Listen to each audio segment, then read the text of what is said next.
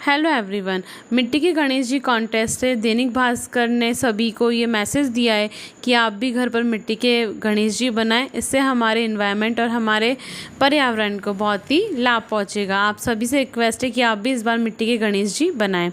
सबसे पहले मैंने मिट्टी को लिया और एक दिन तक पूरा भिगोकर रख दिया, उसका आटा गूंदकर। फिर मैंने उसको पॉलीथीन में से निकाला और मैंने उसको शेप देना शुरू किया। एक शेप में मैंने गणेश जी का मुंह बनाया, दूसरे शेप में मैंने उनका पेट बनाया। इस तरह से अलग अलग अंगों को बनाना मैंने शुरू किया। मैंने इसमें सिर्फ़ और सिर्फ मिट्टी का ही प्रयोग किया है और किसी का प्रयोग मैंने इसमें नहीं किया है। आप भी सिर्फ मिट्टी और पानी से ही गणेश जी की प्रतिमा बनाइए और सभी को इसके लिए इंस्पायर कीजिए। तो इस तरह से हम बनाएंगे, पैर बनाएंगे और इसके लिए हम यूज़ कर सकते हैं एक डंडी। उससे हम इसमें शेप दे देंगे। जैसे फिंगर जो होती है, अंगुलियां होती हैं, उसमें हम लाइंस करने के लिए हम ज़रूर इसका एक छोटी सी डंडी या सीख का हम प्रयोग कर सकते हैं। इसके बाद मैंने इन सबको एक दूसरे से जॉइंट करना शुरू किया और आकार बन के तैयार हो गया। इसके बाद हम छोटे छोटे गणेश जी के कान बनाएंगे और छोटे छोटे हाथ बनाएंगे। फिर हम जब कान बनाएंगे तो उनको अच्छे से शेप में देंगे और जैसे हम कान और हाथ जब लगाते हैं तो उसमें हम पानी का प्रयोग करेंगे। जितना पानी का प्रयोग करेंगे उतना ही अच्छा रहेगा। इस तरह से फिर हम लगा देते हैं गणेश जी के कान और गणेश जी की बहुत ही अच्छी प्रतिमा बनना शुरू हो जाती है।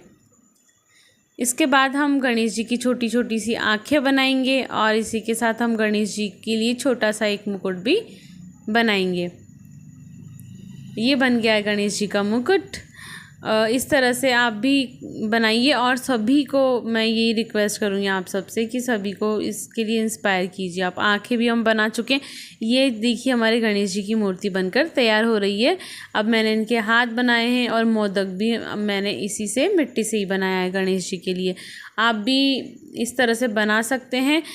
ये बहुत ही ईजी है और हमारे एनवायरनमेंट के लिए बहुत ही बेनिफिशियल है और हम सबके लिए। गणेश जी का दूसरा हाथ भी बन गया है और गणेश जी के हाथ में हमने मोदक भी रख दिया है।